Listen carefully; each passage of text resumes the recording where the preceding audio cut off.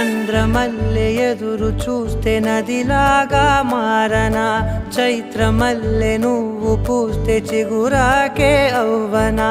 నన్నే వరించే యువరాజును